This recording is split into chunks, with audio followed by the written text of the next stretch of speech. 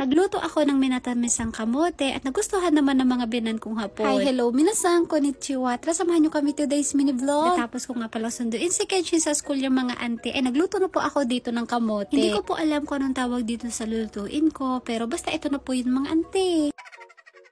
Ito nga po pala yung mga na-harvest namin doon sa bukid nung isang araw. Habang busy-busy po ako magluto dito, si Kenshin naman po ay busy-busy sila ng lola niya. Yung binan ko pong babae, ang palagi pong kalaro ni Kenshin. Katapos ko magprito ng ibang kamote, si hapon naman po ay gusto niyang kumain. Hindi na nga nakapaghintay itong asawa ko, kaya tumikim na siya. Samantalang ito naman pong si Kenshin ay gusto niya pong tikman tong niluto ko. Pagkatapos ko pong magprito, ay nagpainit na po ako dito ng kawali. Sa kawali, maglalagay nga na pala tayo ng asukal.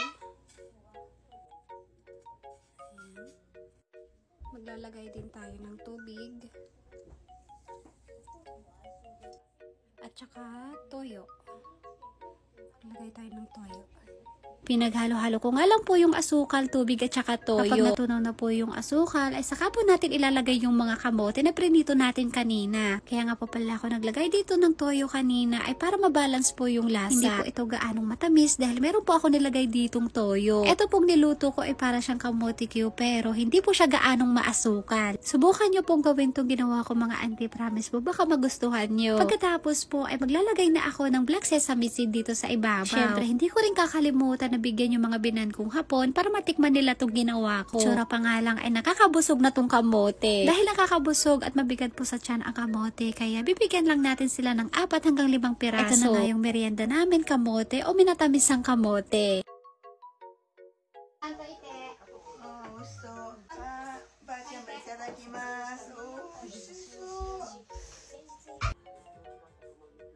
Si hapon naman po ay nagbibihis dahil meron po siyang pupuntahan. Dahil nag-i-snow na po dito sa amin kaya magpapalit po siya ng gulong. Kapag hindi po pang snow yung gulong ay delikado po mga auntie. Pagkatapos ko pong bigyan si Kenshin at saka si Okasan ay binigyan ko naman yung binan kong lalaki. Mata sa tsubay mo tsukutta. Oh, thank you. Amay kedo. Tabite.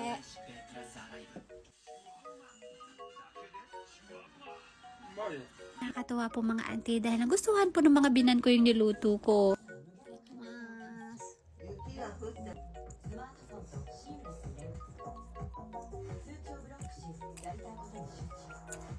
Ang sarap.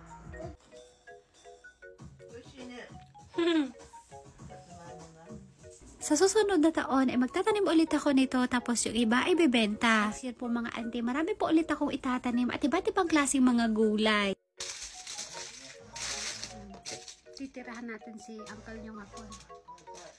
Pagkatapos kong kumain ay kinuha ko na po yung pinagkainan ng binan ko. Nakatuwa nga po dahil naubos niya po yung binigay ko. Naubos ni Otosa.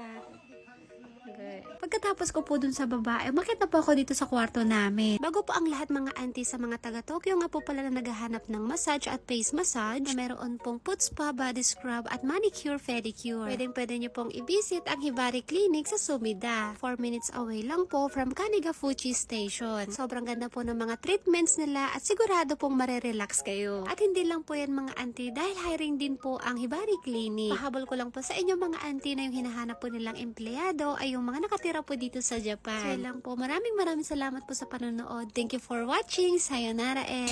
Bye bye. Thank you for watching. うるさい。